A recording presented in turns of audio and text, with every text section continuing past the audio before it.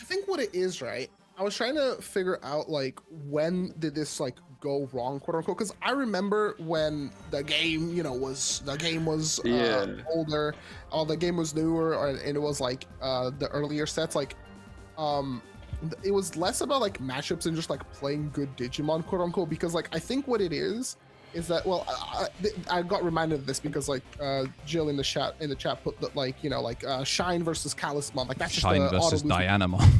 Right, there's so many like things that either because you have a mandatory effect you play into the opponent, which means that you automatically lose, or the opponent stops you from doing an action that's crucial to your deck, right? You guys would. I mean, Marcio knows because he played Akuband and Red Hybrid and stuff. But like, there was a period of fucking 8 months where you just couldn't play Red because everything in Red was pop, and there was a deck called Machine. Yeah, it was impossible. It was truly like there was no axis you could play the game on. But I think like the game kind of got to this point because each individual card does so much that you as a player have less agency on like which line of play you want to take, because it's like, well, my deck does this and it always has to do this, versus like, how it used to be back in the day with my toolbox Slop, like some cards like, didn't have both text and inherits, and that was good enough. Promo Greymon was like the guy for so long, and he like, didn't have an ESS. Like, okay, this is like a super extreme example, right? But like,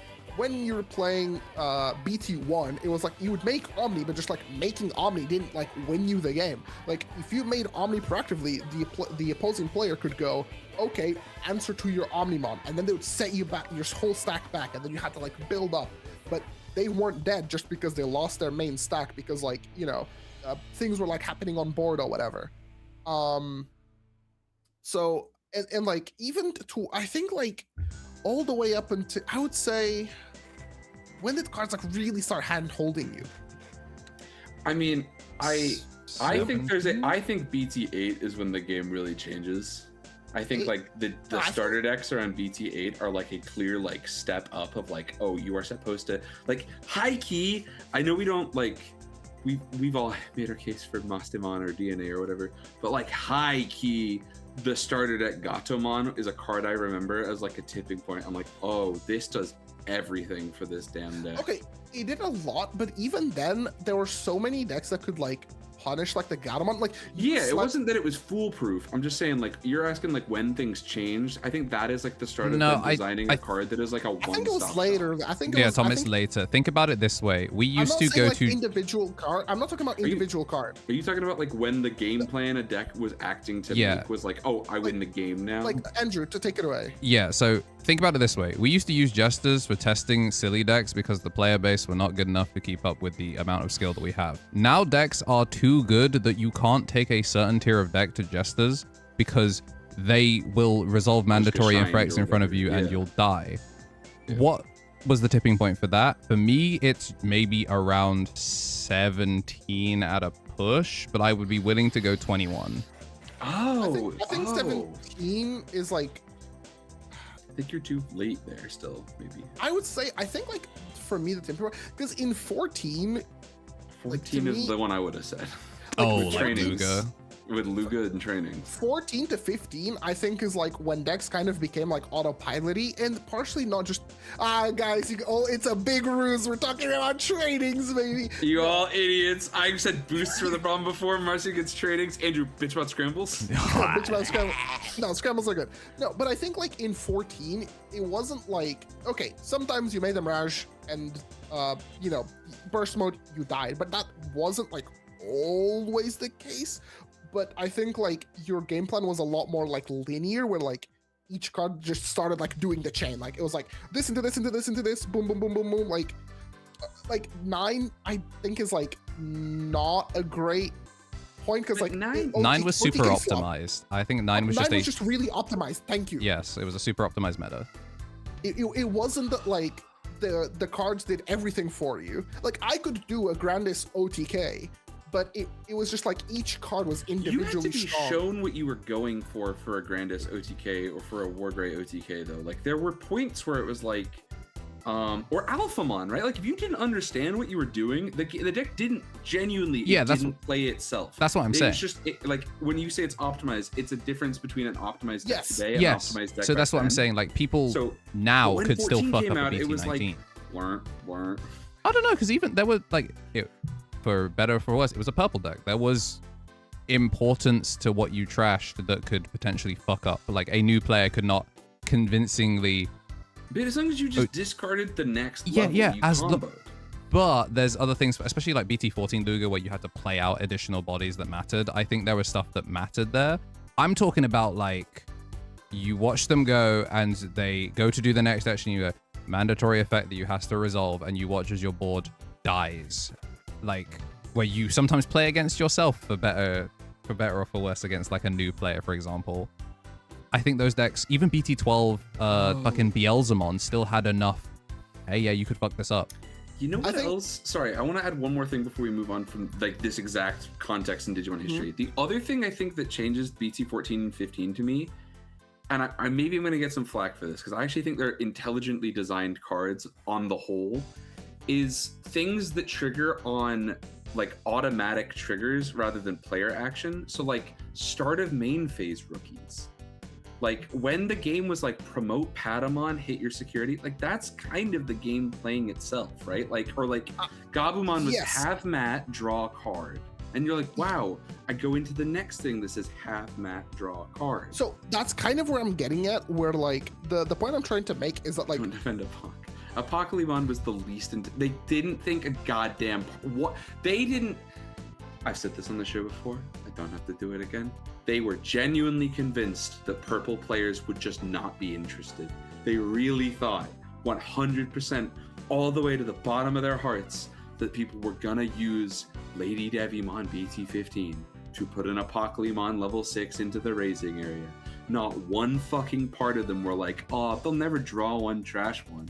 Not 1 second did they think about it. So, because somebody said like all the decks are just straight up more consistent, and I don't think that's the argument that we're necessarily going for. I don't think it's about like consistency. Like, yes, consistent means that you don't deviate from the norm, where like you don't have to play like scrappy games of Digimon where you win because like, you know, you just about clutched up a line or whatever. Yeah.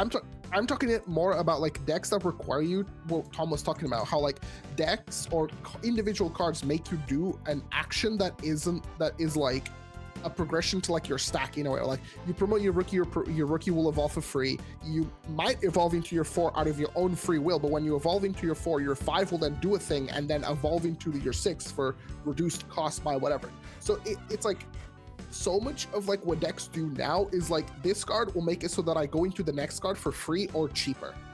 And then like eventually like your 6 will be like, okay, this is where like we're now in open game state where once the chains finish, you go like, any effects you're resolving now? Yeah, like you now are back to like having free will because you're not just doing what like, you know, like is so expected of you. Ping pong. Marcio, I think Marcio nailed that, and I want to use that as a chance to jump back to something Yuxo said in chat that we didn't get to answer, which is at what point does something stop being an engine and does it become slop? And I think it's the design being intentional around you doing that.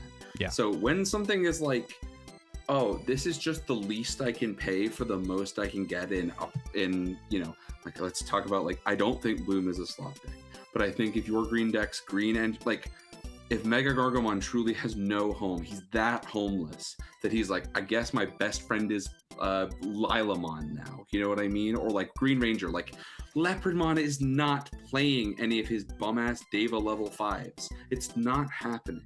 He's going to use the Cool Boy Green Engine or whatever. That's not like when it is support intended to supply a game plan that the deck is already going to try and accomplish. That is its own thing. That I think is where we would look at something like an engine, right? Because it's like Marcio said, like the comparison is out of Yu-Gi-Oh, where you're like, oh well, you know, I am attempting to build towards this versus like he was nicer, he said, versus a toolbox where you just have a bunch of stuff. I think Slop can still be one thing, but it wasn't built to be one thing. It's like Andrew just started talking about like ping pong, right? Yep. And like, yeah, so ping like, pong is the bad as it got. Was the EX4 before 14? So yeah, it was, wasn't it? Yeah, what, that's ping summer. pong? No, ping pong was EX4. Yeah, yeah, so EX4 is before BT14, so we're too late. Yes. BT14 is too late. Yes. What is Slop? So Here we are. in my I'm seated. in my thoughts, I think that Slop has like three main. Can I get a clip in really quick? Yeah, go ahead. Real YouTube is draw in MS Paint. TikTok. Yo, Welcome to the YouTube short part of the video. yeah, you know what? I just gotta change that current topic to like, what is Just a wolf click if you want to play Slop. Digimon, man. We're big fans. Slop Masterclass? There we go. Damn. All right. So I think, in my opinion, something you've got like engine over here, sure, and then you have Slop over here. I think the thing that changes Slop versus engine, there's like three main points. One is intentionality. So like, is it intended to do the thing? Or is intent this from who though? Intent from the people that made the cards, or intent from like from when Big when you Agumon? as a player are like, these are all the from birds. Big Agumon. Yeah, so Right, from right. Big Agu. Agu. I like Big Agu. I know exactly who Big Agu is. Not to deviate too much, because like when Andrew talked about like Omnimon, I think like Omnimon, while it was sort of like the first one to kind of do it in recent memory, I think it was also like maybe because it was the first, but that was the intended thing to do, was like, these actions will do themselves for me, but the point is that like, you know, the deck is designed intentionally to like make Omnimon in like the fewest steps possible, right? Like, you kind of get to like watch a movie. The only difference between EX4 Ping Pong and Ping Pong today is that today it kills you. Yeah. They play the exact same. Impacts, and then length is very, very important. So I think these are the main things that kind of like design Slop. So is there developer intent behind the cutscene? Was this a crafted railroad, like Omnimon ladder, where yes, there is not really much thinking once the combo starts, but it has very strict restrictions on what it can do before you can do anything with it?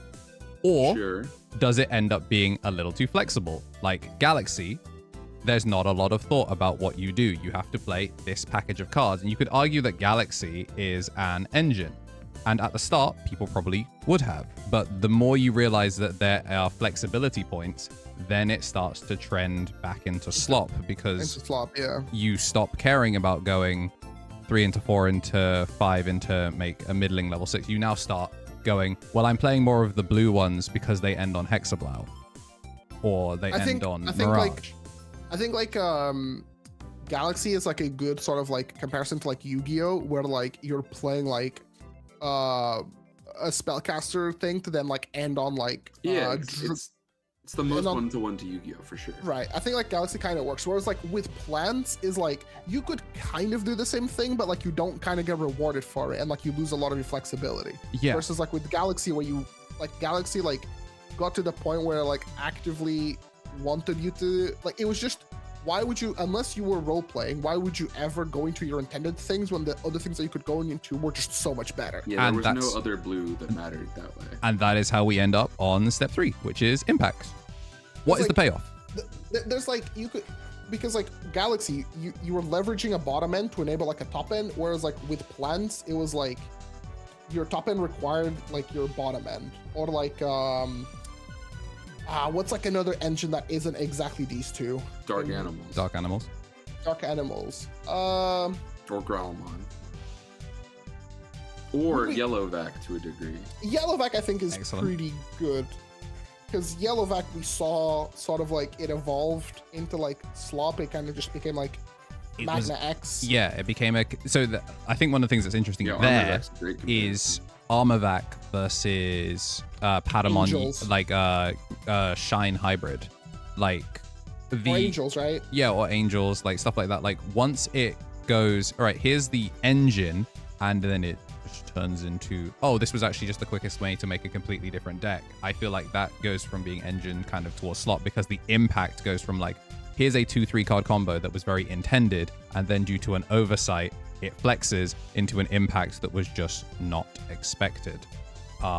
Like, oops, Golden Rapid is still a vaccine, which means why make Veemon or Terriermon when you can make this and then make Magna X? It's the fastest way to make Magna X. When I was like sometimes complaining about like Atratus and like, you know, how it gets to refresh its invulnerability before hitting security, and that makes it inherently more egregious than something like Magnet X that technically had better protection. People go, it could be protected when it swung with Nyaromon, and I go, well, that's not what the card was designed around. That is a design oversight that comes from the Slop version of Magnet X. And they've talked about this with specific cards that aren't like, even if you don't think of them today as like engines, like one of the cards that we used to talk about on the show all the time was Jet Sylphie BT7. And like Jet Sylphie BT7 is so like, it's like a feature creep on the game, right? Like paying 1 to get that much for basically no trade-off meant that there were no yellow decks that weren't just your yellow level 6 on top of this. So it was like, when cards like that are the things that become too flexible, or like that is the oversight like Andrew had suggested, that's why those cards can't show back up as regularly anymore, is because like they can't make something like this anymore. I think it's of note that restricting design space can have that impact. Yeah, which is one of the things they mention a lot on the ban list, like it restricts future design space. I think it's really interesting. It sucks for me personally that like we don't like the new stuff isn't LFNC tag. It would have been really interesting to see how it fits into the toolbox, but because they've been incredibly specific about how they've done their tags, it's how much of this can actually fit into LFNC before you've started introducing too many variables to your engine that makes it stop working. Because with Lifelink Nightclaw, right, or like Galaxy, and like with like Gallimon, you could argue that like Gallimon has a pretty like efficient, or used to have like a pretty efficient engine to climb, but very rarely was like a red deck leveraging like the Gallimon or like the War Gallimon like engine, like a red deck, right, like, and not putting like Gallimon on. The only one was Birds. The only one. Not the only one. Not the only one, because the Birds cards would go on top of the engine, but very rarely would anybody else borrow Gallimon's engine. Even though, you know, it pains me to say this, I would argue that Birds was kind of slop. It kind of got to the point where like Birds were kind of slop, and like the best way to play the deck was not the way that, like, the engine kind of like leaked out. Well, it was like red on delete slot. Well, the problem was it was very well intent, and then it flexed, and it was, wow, this is actually, the impact was, this is the fastest way to make Oryuken. Yes, a lot of it was like, Oryuken also enabled like a lot of the slop piles. Yes. Or I think sometimes what brings slop up is your deck turns into slop when there's a like outlier powerful card, and you're finding ways to like leveraging it as best as you can. So like with Oryuken, Birds leveraged Oryuken so well that it became slop, right? Like on the leap slop is really fun. I said red on delete slot. Red on delete slot. Red on delete slot. And again, it follows the same 3 steps we talked about. Intent was looping the birds, getting your undeletes. It flexed, and then suddenly it flexed to, this is now the payoff. This is the payoff. It got even worse, right? Because before we even get to Oryuken, we had to Phoenix X is like a fucking like slop abuser, because triggering on deletes unconditionally, as long as it was like, he doesn't say bird on it. It doesn't make any sense. But that's because there's nothing in the game for him to be like, oh, my inherits are birds still, right? Like that can't be a thing. But the problem was like, oh, okay, so like I get to gain a shit of X amount of memory, I get to burn a security, I get to play stuff out, and then it's like, oh, okay, I got to play out at level 5 for free. Oh, the level 5 that I played out adds back a piece, and then I can just, it also gains rush, and then, oh, I can put something on top of it, and then DNA into Oryuken, right? Like, the way that, like, Phoenix X and, like, Oryuken kind of, like, tied together, and it got even worse when we got the Growlmon stuff, because then it was, like, the true, like, slop maxing, like, this was just, like, no pig was happy on this form, except for maybe, like, Spanish Mickey Mouse and Tommy Tricks, was when it was like Gilmon 3-4, Birds 5-6, Oryuken. That shit was the biggest pile of slop I've ever seen in my life. But it was so fucking close to being like a BT3 red deck again, where it was just like the good cards from this line, the good cards from that line. Yes, but it was like the most optimized extreme version of that. It was like, these cards are not restricted by any way. Their synergy kind of got like there was like an oversight in the design, and as a result, these pile of cards are like too good. Yeah, and then the thing that Analog Youth, another one. Yeah. Analog Youth in purple. I would say the thing that really ties together the final bit that really changes people's opinions of whether it's engine versus slop is after you've met all three of these, how long does it stick around? I think Bandai is more likely to Long- go slop. Yeah, longevity is really where people start caring about how long, like, something was an engine, and then it's how quickly can you get tired of it. Like, again, you know what? Eden's an excellent example of this. Crossheart is the most... The Monodramon engine. Okay, yeah, that... Yeah, that does exist. Crossheart is the fastest way to make any red-black level 6 in the game. You could argue it's... or to make 90% of them, yes. In Eden, Crossheart is slop because it's you're not playing like, you know. But in Eden, Crossheart is engine. You're using a Crossheart engine. Yeah, but if Adam doesn't kill Crossheart, oh right, sorry, but you're and saying, we go like, through 7 patches, move past it. Yes, it's the excellent example of like, wow, that's such an interesting way. Oh, the knock-ons of this mean that every red-black level 6 now is really, really good in Eden thanks to Thing. And if we're playing Eden in 7 formats and Adam has still forgotten to send us the version 1.2, we're gonna be like, Adam, I'm going on strike and dodging every OPE regional until you fucking update Eden and kill Taiki.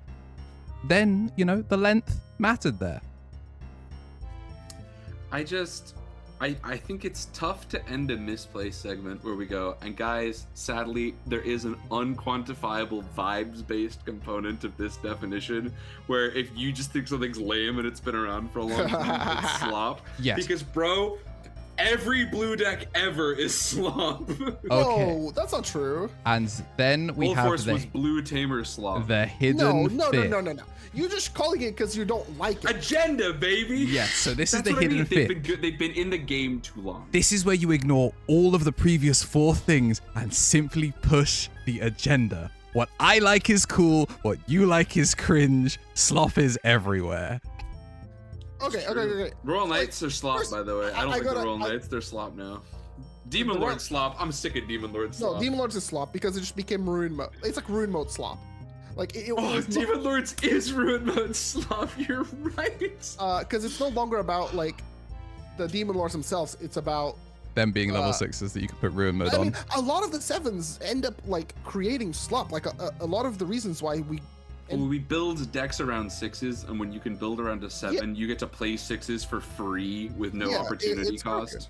Like quotes. But for free. I'll go to bat for Old Force. The Old Force had it has a defined like playstyle, right? It's like the Tamers, and it has been doing that. Yeah. Old Force has something going for it. It's just, again, intent, flexibility, impact kind of dog water. Old Force has been very good about this. I've never. Yeah, there's no flex. The Old Force engine has not broken. Every now and then I do see that fuck ass Old Force Zero. Yeah, Old Force Zero. Thing. But I get your point. You know what? That has to play the game very tight still. There's no flexing there. You're describing War with Sidramon Grande Scissors, like. Yeah, dude, no, completely dead ass. If I see Shoto and the like Medusa where they go like Dimension Scissor hit the token every time, that's Shoto slop. But like I think Purple to an extent. But what is pure? Sorry, that was the other word. When I see somebody say I'm playing a pure version of the deck, do you mean that you're playing the thing Bandai told you was a pure version of the deck? Holy shit, you found me. You did it, little sleeper agent activator. You did it. What is a pure deck, chatter? Tell me. Because if it isn't the sort of thing that is written exactly as 50 goddamn cards on a thing, then I don't get it, right? Because if Titans can't be pure, man, because there's pure purple Titans where you only play the Titamon cards. So Sharkmon wouldn't be in the Titans pure version. It's crazy, man. What's pure? I saw somebody talking about like pure Atmon. Bro, every Digimon in your deck is tagged Atmon. Were they not in the video game together? Is that pure? Am I supposed to know about bootleg shitty 3DS media for the worst Digimon anime ever made to be like, that deck's pure now? Fan translation for that is now in English. Bro. Imperial can sometimes open it up for slop. I think like Imperial kind of goes in and out of like The engine versus Pyldramon swap. engine. Armour the Imperial was a great example of that. Yeah, Armour Imperial with like the 3-axis shit with like Hexablow in Medieval. That was slop. Like I played it. That shit was slop. Like the dragon modes were like secondary to like slapping better fixes on top. Oh my god, yeah. Leopard, I will say that Leopard is more slop than engine. Like it leverages the plant engine, but it doesn't have an engine, right? Like there's just nothing to do with it. It does. It's just very like, slow and weak. It's just bad. So it's like if I want to play Leopardmon, which is an unbelievable, EX5 card. You play Vegetation Engine. Yeah. Like, and it's not even normal Vegetation Engine. The fact that the Lilymon is exclusive custom card for Leopard. I'm gonna throw one sprinkle on top of this, gentlemen. I actually think you can play an individual boss monster and an individual engine, and separately they are not slop, but together they become slop.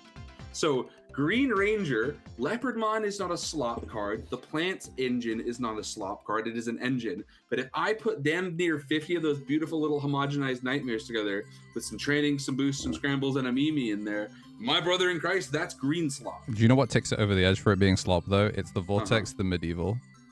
Because green stuff... So when it's an engine supporting all of the individual good top... Because the Leopard is designed to play out a guy. It can literally do nothing else. I don't even want to call the Leopard X. Levia was always Levia, right? Levia was never like, I'll randomly play... Titamon. And Anubis, technically. Yes. Asterisk. Yeah, also EX5. But like, when they were like... When Anubis got hit, Mervamon was not still hanging out with Levia, right? Like, Mervamon and Levia was not like their own thing. Pyldra is meant to become Imperial. Brother, who told you that? That's what I mean. Where is Pure coming from? No. He's agreeing. He's saying that like the Pyldramon is meant to become Imperial, but then when you put things that aren't Hexablow, Mirage. But like that's what I'm saying. Like when we talk about like, a pure version versus a slop version, like where is the fucking argument? Like who quantifies like, oh, if I make the wrong War Greymon on my Metal Greymon, is that a slop thing, or am I not pure anymore? So is a Greymon deck that stops being all vaccines, is that not pure anymore? No, I will go to bat for the chatter, because the thing is, right? Here comes the bitch. The fundamental thing that makes the Digimon card game fun, but as a result corrupts people's perception of what is slop, is that any Digimon can theoretically become any Digimon, which is the card game represents that very well. Represents that very well. But the problem comes back down to like that people, if my Greymon isn't turning into a Metal Greymon, then it becomes slop, right? Like if my it gets Greymon, gray slop. What is your slop tolerance? Yeah, so chat, I'm not asking for much. When we do this as a podcast, I sometimes try to ignore you guys because I remember this shit is pre-recorded. But this has become something, right? We knew what we were going to do here. I want you guys to genuinely try and help me out. What is it? How do I know what a pure deck is? Seb, no. Because Seb said is virus fighter in Imperial Slop. No, it's not. No, it's not Imperial Slop. It's intended. Yeah, but like very intended. This is what I'm getting at. Is it's like when they make these choices, I guarantee you how many. Yeah. How many people we got in here right now? I'm breaking the envelope open. Let me close the chat really fast. There are 29 people on YouTube, some number on Twitch that I can't see really conveniently. Whatever, doesn't matter. However many people there are, I want you guys to tell me in the chat what you think constitutes a pure version. How would you and someone you've never met before, like, determine in Digimon what a pure version of the deck is? Is it just cards that came out in that expansion? I'll tell you for it. Pure is like, it would be like Agumon, Greymon, Metal Greymon, War Greymon. That is the closest thing that you can get to. But if I play if I play that and I'm like not using tie, but they're clearly the tie cards, am I not Greymon? Like, am I? No, I think you're griefing is what you're doing there. No, yes, sure, but I'm saying like if I'm playing Yuya Kuga, or I'm playing Nokia, or not Nokia, I'm playing Nokia BT5, or I'm playing. That becomes more Greymon slop. Right, but or like a Yuko, right? Is Yuko and Gaiumon a unpure version of Black or Greymon? Like, how would we work these things out? Does the black box specify a name? So it's only black box Evos make something pure. I think that is like... It's a good baseline to work on because you get additional benefit sometimes, especially in the 2-color decks. You get the additional benefit of a cheaper evolution because you have stuck to canon name. I think that is a great example of how the game responded to people's complaints about pure, and also how some lines were split across different colors. You get rewarded for being in archetype versus like. So if I'm playing a Lekmon BT24 and he finds just Iliads and Time Strangers, am I playing a pure Iliad and Time Stranger deck? I mean, it kind of depends on the deck configuration as a whole. Because I think Iliad is an inherently unclean tag. It's Harama shit. Let's say for the sake of argument that I can show you the list and it guarantees hits on my Digimon at 100%, that every Digimon in the list is hittable off of Iliad and TS. Is that a pure deck? Yes, but the the slop hater Andy will say no. Because Iliad isn't a line, it's just a giant ass server. Meanwhile, my epic and based Liberator pure deck that only hits Ghost and Liberator won't always double hit because not every single Ghost is Ghost and Liberator tagged, and my team. People used to roll their eyes at that too. Like when people would say like, I'm playing the Muchomon and the Shoto Zafagamon deck. Like that's from the comic book. Yeah, some people uses Muchomon. Some people are like, oh, it's not pure. It's not all Terramon. No, those people are morons and did not read the comic book. Right, but it's like, do I need to know that this superfluous media that has fuck all to do with the trading card game I'm buying a booster pack for, or I'm building a deck for an event? I think it's just perception. How do we work this out? I think it's just like people forget what like Digimon is. Like people forget that like this is a very like central point to like Digimon, right? Like Digimon is not a like people confuse Digimon for Pokemon. Like in Pokemon, your Charmander will never be a fucking war. Can't be a war turtle. Yeah. Yes, but in Digimon it can, right? Yes. But people don't like that your Charmander becomes a war turtle, and they want your Charmander to always be Charmeleon. So I've seen a couple messages in the chat. So TS and CS decks and so on are disqualified from being pure. Agreed. That's a different new take that we haven't had yet. No, I think again, that's. I said if we asked 50 people, they wouldn't be able to. No, I think that's genuinely a pretty reasonable. Like I said, what's your slop tolerance? It's do they meet all tags, or what does that tag represent? I would not consider Crossheart slop, even though it does talk about a huge range of Digimon, because there is a central thing. Iliad and TS and CS is, did you know this Digimon was featured in the game? Sure, yeah. Some of these Digimon can't turn it. Okay, well, I mean, there's Grindosaur shown that every TS Digimon can technically become every other TS Digimon. Yeah.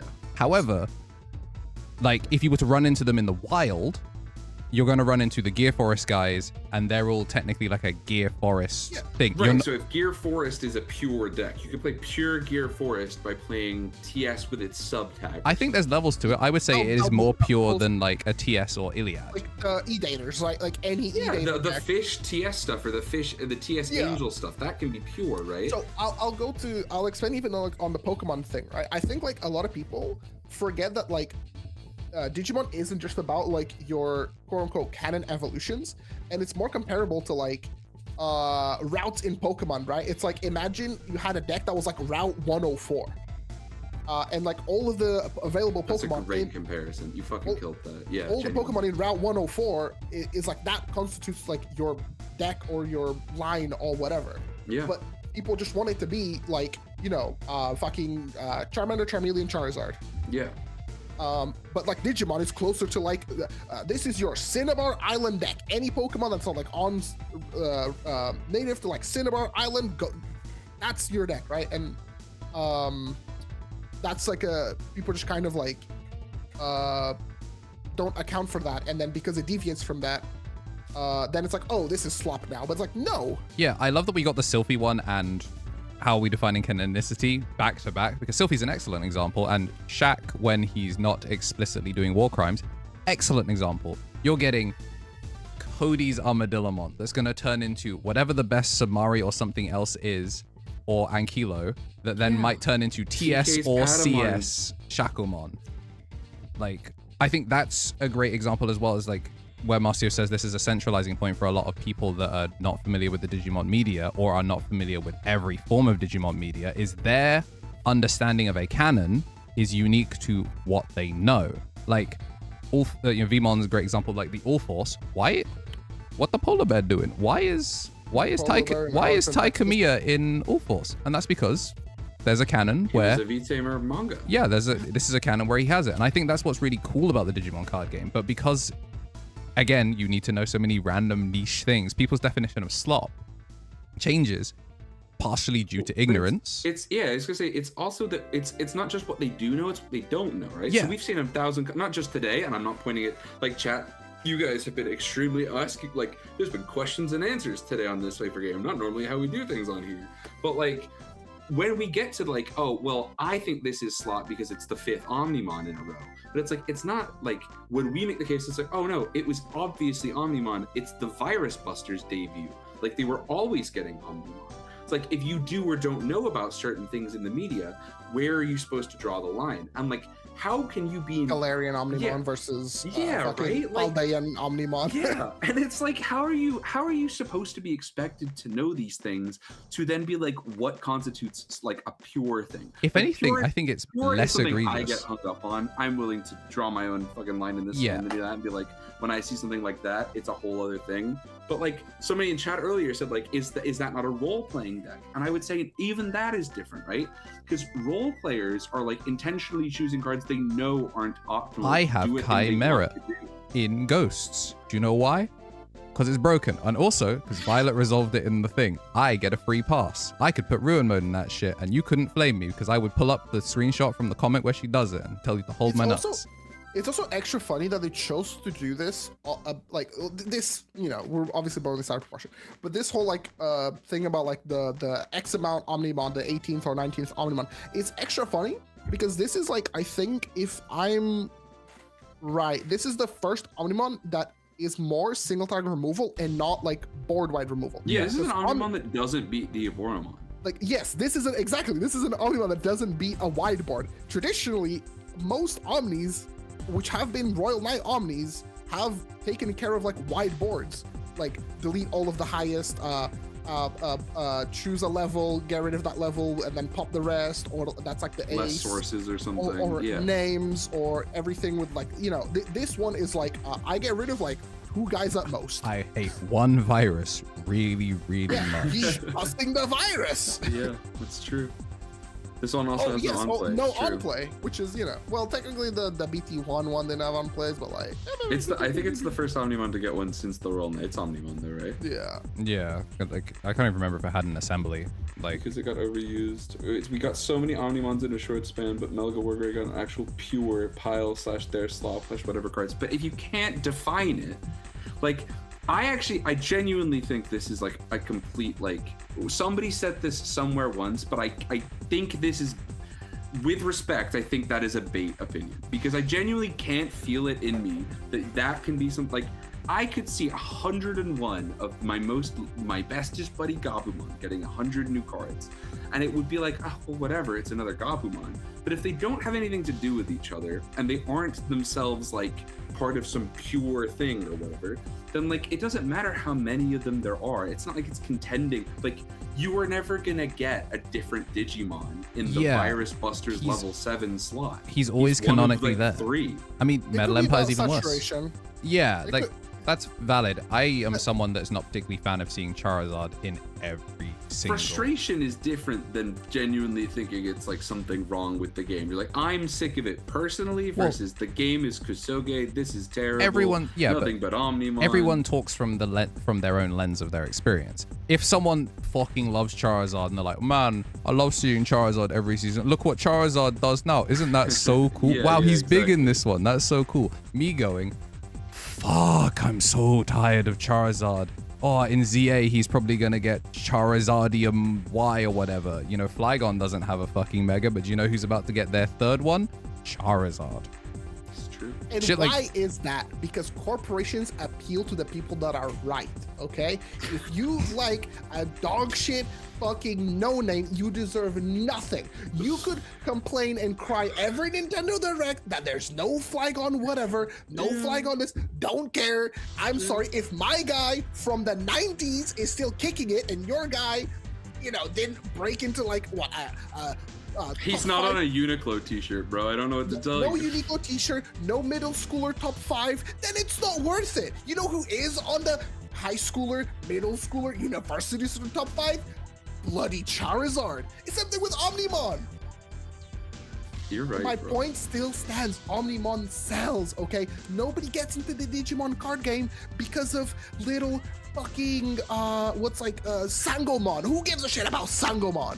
I think the thing I don't necessarily like, I understand you want your guy to get a card. I do get it. But I think the disconnect is like, it's not a zero-sum thing here, right? Like, yes, there's only so many cards they're printing, but like every set for the last like God knows how long has been so thoroughly themed for like down to detail, like the artists draw referenced art from source material, like the game characters are referred to by the actions they take in the video game. Like when they do these things, like it is about like a very specific choice that they're making as designers to be like, we're going to represent this in the card game. So when Omnimon takes a card, you weren't like, ah man, that stopped like Proximamon. Agudamon or Proximamon from getting it. No, like it's not a zero-sum game. Like you're not losing something because somebody else got something. And you'll probably get it later. That's the best bit about it. Yeah, you're probably getting a free goddamn store promo. Like later, low-key, or a if this Omnimon sucks in VB and VB is just kind of a nothing burger pile, that Proximamon's gonna fucking move countries. Probably. The Omnimon. Okay, and then like I won't keep dogging because I wanna let that be living, and I've made my case. But like I've seen a comment in there about like when was the last time Greymon's or Gurumon's got Unfortunately, a line. I would argue that Greymon got a whole goddamn line in EX10 and in BT23 and in BT22. But because they weren't Omnimon cards and they were kind of bad, nobody cared. I think that's the other thing as well. You sometimes also have to have So what some of counts the as a self-awareness Greymon that unfortunately, sometimes your intended line just happens to also make another intended line. I like Matadormon. That's one of my top 10 Digimon. I really like Matadormon, but I like Sangaloopmon even more. Don't like Dracmon, don't like Grand Dracmon. I can never make a deck that is just Matador Sangaloop because I got to put something on top of it. And the thing that does it the best is the intended line that I don't like. So you just like, yeah, sure. Melga as a deck doesn't do anything anymore. And even when it did, Gas, do you know what it made the most? Omnimon. It just made Omnimon again. Garuru Alter S was a deck for a minute, by the way.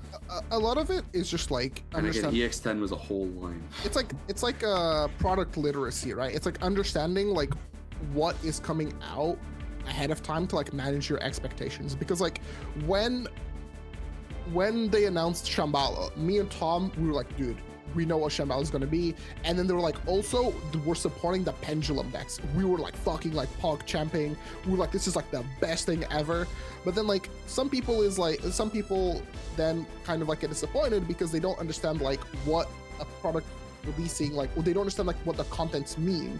So when like you're not expecting, say for example, like an Omnimon in the Virus Buster set, and it's like, oh my god, I can't believe they like released another Omnimon. It's like, well, yeah, your cereal has gluten. What do you think it was going to be? It's always going to be another Omnimon. The funniest thing about this is I think it would be more justified to be complaining that the Omnimon is the ME slot.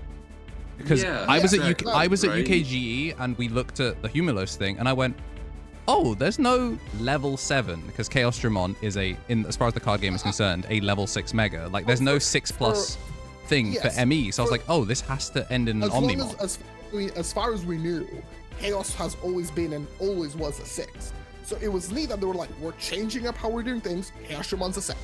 Yeah, like it's like obviously 6 and 7 aren't real things as far as like actual levels in Digimon. It's like 6+, it's mega, like they are megas. But because of how the game has already set a precedent for Chaosmon existing, Omnimon was guaranteed.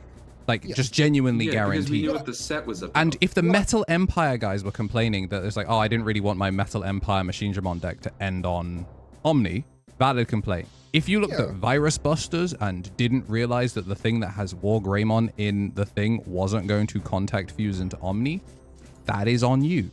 Genuinely, that's on you. What I will say is I understand like the fact that Bandai, I think partly because they don't know how much longer the game is going to go for. They're surprised every time that they get a new set. Yes, right. Yeah, to a degree. So I feel like because they have other more profitable IPs, they don't quite know like when the game's gonna end, so they don't want to take too many chances on like making like dud products in a way, and they're kind of like. Well, the point of order, Digimon apparently is doing better now than it has been this whole decade. Yeah. But I think like we've had like little like boosts of like, okay, this is going to increase the game's like longevity for like another few years, right? Like when we got the comics like announced, right? That was like, okay, boom, we know that, you know, at least for like another year, we're gonna get X amount of product, right? And so they can kind of like fit some stuff into like those releases. Like I think with Time Strangers, the video game coming out, that was like another, oh, okay, interesting Digimon, we can like tie this into the card game, boom, boom, boom, we're gonna get like a few more things like released. But then I think it's that because we wasted so many sets releasing like TS stuff, and then like we got an EX set, and the EX set is like, okay, we're gonna catch up on something that we started, even if it's like not the most popular, which was like the Pendulum decks, which if you're a Digivice head and you love the Digivice, you know, lines, those decks, like, you know, your Nature Spirits, your Deep Savers, finally getting Iris Busters, that's hype for a lot of people. For a lot of people, they just kind of want like support for the decks that like got them into the game, and right now that like there's nothing in the horizon that's saying, yeah, you're gonna get more of like what you want, right? It's like, I don't know. I get your perspective, but I think we have to keep it honest when we look at these things. It's like, when was the last time X deck got support? And it's like, they just printed the best Garurumon in like a year and a half. It's very functional in a Garurumon deck. Oh, when was the last time Greymon got a whole damn line? I was like, whatever pure Greymon means to people. You got a level, you got an egg, you got a fucking 3, you got a 4, you got a 5, you got a broken level 6. Like, I don't know what people can want. And that's not like Cyber Sleuth. I'm talking EX10, like with the taunt that they hold. Maybe because we just haven't got like a Tamers dedicated thing. Yeah, or like, yeah, exactly, right? Like there's so many layers to this, but we have to be honest about it. We can't be like, it's just this every time. And it's like, but it objectively it could, do you know what the funny thing? Just because it isn't working doesn't mean it's not. It also could be worse. I think part of the reason it's specifically Omnimon fatigue is because every single Time Stranger DLC, like we don't have a TS Omnimon, which, you know, amazing saving grace. We don't have a TS Omnimon, but you know what? They did just give us, for what it's worth, they did just give us TS, what's his name, Susanomon, which I think low-key kind of means that TS Omnimon could be on the table. We're gonna get one, don't worry. Like I'm pretty sure EX13 is gonna also be Time Stranger support. Because do you know what also was in every single Time Stranger DLC? A fucking Omnimon. It's true. I mean, I think a lot of people, it just kind of comes down to like getting mad at the company for like selling their best selling product. And it's like, yeah, you don't think Pokemon are gonna put Pikachu on everything that they can? Like Omnimon is our Pikachu. Unfortunately, if you don't like it, it kind of sucks. But if you want to keep getting Scrimblow Bimblows every few sets, we gotta release Omnimons. And they're finding all the Omnimons that they have to try getting them out. Bro, it's even worse when your shit is either terrible or was good. They finally got support and then immediately gets put on the ban list. I really like Anubismon.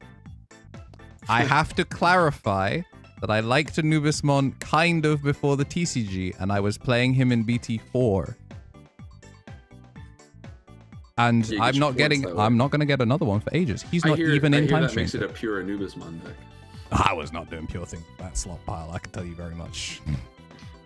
Like, we've done enough rage bait here. Like, I get like the feeling, because like me with bugs, it was kind of like that for a while, where like when the plant and fairies were like the when like, is bugs gonna get a card? Yeah, when they were like the front runners of like green for like a year straight, it was like, dude, it's plant fairy support, maybe like an Angora line. Tentomon just isn't doing anything right now. And then eventually in like, but Tentomon, it was different. Right? Tentomon just didn't get a card. Yeah, Tentomon had It's not that he wasn't getting. It's not that like people were the equivalent would be like. Heart got a couple of things. Yeah, you know what? He did get like Hercax and BT. Yeah, Hercax, right? And like if you were a bug fan, you had like BT9. But like I'm saying, it's the equivalent of being like, oh, like it would be being mad that like Yellowvac was getting support and not like Yellow Data or like me. Like I want Mitamamon specifically. It's like where you had a Mitama card. That got so crazy, by the way. Yeah. But my point is it's like you're mad about angels, but you wanted regular ass yellowback, but it's like it's not the same in any way. Like exactly. Like if I want to hear somebody who's mad about, I almost think the Mirage guys should get to complain more. Again, it was so long. It really hurts when a Digimon you like doesn't get a lot of support and then gets banned. But I think with the Mirage one, it was so funny because it was just like the card was so ahead of its time that like on release it was like a nothing burger, and then it wasn't until it got like another robust like bottom end plus the combination of like trainings and boost up Or the craziest engine of all time, Galaxy. It just brought it up. We to had the a Lethal forefront. Living clip where we saw that it was fucking Mirage. Shakamon fans, bro. Shakamon fans are playing Genuinely, Scythe and Shakamon. Goku. Scythe and Goku. Dude, high key though, the worst part of EX12, we had like a question like an hour and a half ago, like, hey, what do you guys think of EX12? Genuinely, no 2 hours bullshit. ago. Susanomon getting revealed is sad for me because I wanted Shakamon and Enmamon, and I don't think we're gonna get them. You know what I mean? But like I resonate with the feeling of like your fave not getting much, if anything at all, in favor of like stuff, even if it was pre-planned. Because like I remember, it was the first years that we went to in Den Haag. That's when like they revealed the Those bug chips stuff. I had. And so they revealed that in December, and we got it in summer, and that was Pre-unification. pre-unification. So yeah, man, the game being 6 months behind, that was even worse. But at least like Yeah, exactly. Kids these days don't know how good kids they've got these it. days Oh my god, you don't understand. I used to have to dread. There was a year, bro, where I saw like 9 Veemons get revealed in 8 weeks, and I was like, they're all gonna be playable. It was great, man. Hey, we've been doing this show for a while. Yeah, this one was a fun one. It was good to be back. Thanks for listening to the three yap. people yapping. If you guys like these more than just the deck stats analysis videos, let us know. We're trying to come up with some more like thought-provoking content for us 3 to do when it's just the 3 of us. What is Slop? What, dude? And I hate chatter. If you maybe watch this VOD back later because you're like, maybe I should give the guys a second chance. I'm sorry I popped off at you when you started talking about whatever Pure was. It's just like there's so many. Andrew has said it like 5 times in this. There's so many ways that the discourse has been completely dumbed down and ruined over the time that like there's no way to be sure that anyone is saying anything of substance. But like I genuinely think this was maybe Moment was in here before. Shout out to Donkey Nog. Congrats on second Peoria goat. I think maybe we are on perhaps the most in-depth recorded conversation about what slop in Digimon TCG is on the internet right now. Yeah, it's one of the benefits to doing this live. Yeah, and if there's any benefit to Misplay for Game at all, it's that somebody else will be able to go in our comments and be like, well, guys, I agree with 99% of it because you're always right all the time, of course. You guys are the 3 wise men of Digimon, to which we all say yes, of course. But then they'll be like, I have this one thing. And if we don't mute you in the comments, you'll know we thought it was a good point. But yeah, if you were watching or listening on Spotify or any of those other podcastings, you've been yelling at your car radio or whatever. Oh my god, we didn't even mention that Andrew was drawing on Microsoft Paint. This is just not going to translate to Spotify. But it's okay. I'm going to turn this into a standalone YouTube video. But yeah, if you were watching on any of your podcastings and you want to leave your comments... That's big. Finally, oh my we're god. getting a little segment, a little, ooh, yeah. I get to be on the look at us, guys. Yeah. On an actual YouTube video that isn't real YouTube. Yeah, real Slop. Marcio was in this video after all. Ooh, I'm gonna get paid. But yeah, thank you for watching all of these. When this inevitably hits Reddit with the standalone YouTube video that's like, what is Slop? I need you to. Oh, if it goes on Reddit, I'm gonna deny every point that you make. Oh my god. I'll go thermo nuclear. If we're not on Reddit, it's so cooked. But I love the Digimon. I love you, Digimon Reddit mods. You guys do a great job. Yeah, thank you for tuning in to episode 73 of the Misplay for Game podcast.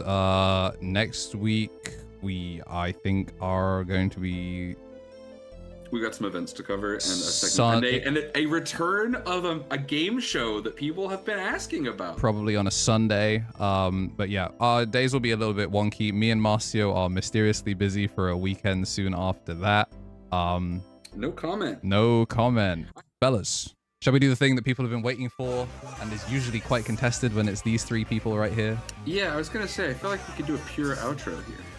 True. You're actually slop outro. The slop outro, the chud slop Bibby Bowie. Is our outro engine?